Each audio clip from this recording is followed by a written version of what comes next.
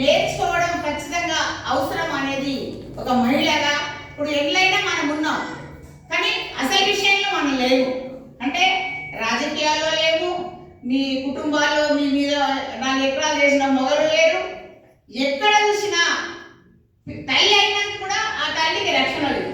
ఒక వయసుకు వచ్చినాక కూడా తల్లికి రక్షణ లేదు, పిల్లకు రక్షణ లేదు, మధ్య మీకు రక్షణ లేదు. ఎందుకు రక్షణ లేదు అంటే సమాజంలో మనము చిన్న చూపులో ఉన్నాం, రెండో ప్రవర్తనలో ఉన్నాం. చిన్న చూపు అంటే ఏంటి? మన చిన్నప్పుడే పుట్టగానే కొద్ది రోజులకే నడుస్తుంటే ఒక గిన్నె కడతారమ్మంటారు తల్లి. కోడడికి చెప్తే పిల్లోడికి చెప్తే పిల్లోడు ఏం చేస్తాను, నేను మగోడిని నేను ఎందుకు అడుగుతా అంటారు. వీళ్ళలో కూడా అంటే అందరు అదైతే ఉంది, ఉందా ముచ్చట? అట్లా అంటే సమాజంలో మనం ఎంత పడి ఉన్నాం, మనం ఎందుకు ముందుకు రావద్దు అనేది మనం ఆలోచించడం లేదు. మనకి ఇంతే, మేము ఇట్లనే ఉంటాం, ఆడవాళ్ళు ఇట్లనే ఉండాలా అనేది మనం ఆలోచిస్తున్నాం. ఒకటి ఆలోచించాల్సింది ఏంటంటే ప్రతి వ్యక్తి కూడా సమాజంలో మనం బతుకుతున్నప్పుడు కొంచెమైనా ఒక మంచి కోసం పనిచేయాలి. మంచి కోసం పనిచేసినప్పుడు ఆ తృప్తి వేరే ఉంటుంది. మేము ప్రగతిశీల మహిళా సంఘంలో నేను ఉన్నప్పుడు, నేను చిన్నగా ఉన్నప్పటి సంది కూడా సంఘం బ్యాగ్ వేసుకొని నేను పంచాలు తింటూ పోయినప్పుడు అప్పుడు కొంతమంది పెద్ద పెద్ద హీరోలు లాంటి వాళ్ళు వీళ్ళేంటి బ్యాగ్ వేసుకో రోడ్ల మీద తిరుగుతారు అనేవాళ్ళు.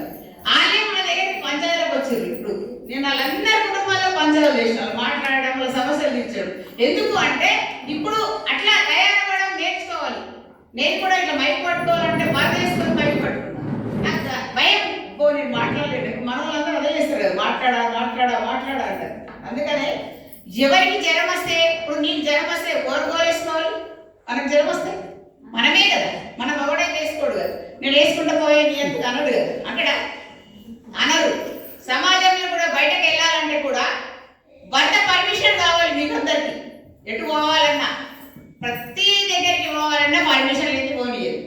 మరి దాన్ని మనం ఆలోచించి మనం చేసే పని మంచిదైనప్పుడు ఖచ్చితంగా నేను పోతా అని చెప్పి పోవాలి, ఒప్పించాలి భర్తని కూడా. మన భర్తలకు వ్యతిరేకం కాదు, అందరం కూడా ఒకటే. కానీ ఈ రోజున్న పరిస్థితి ఏంటంటే అక్కడ అందరూ ఎప్పుడైతే మోడీ ప్రభుత్వం వచ్చిందో భక్తులకు తయారైపోయింది.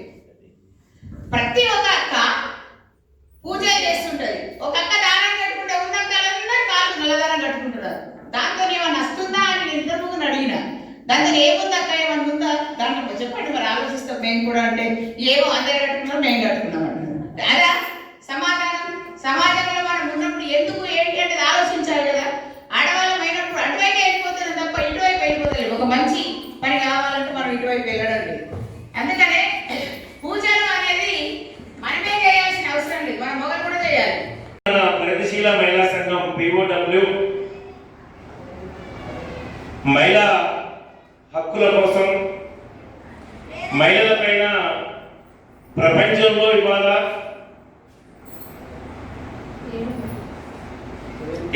పెద్ద దేశం మనది. చైనా తర్వాత మన దేశం జనాభా 140 కోట్లు. అందులో ఎక్కువ శాతం మహిళలు. ఈ మహిళలు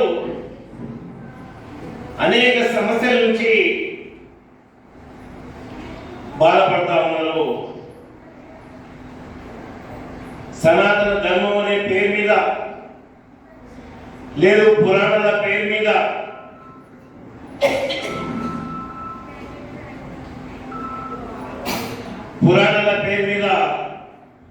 మనల్ని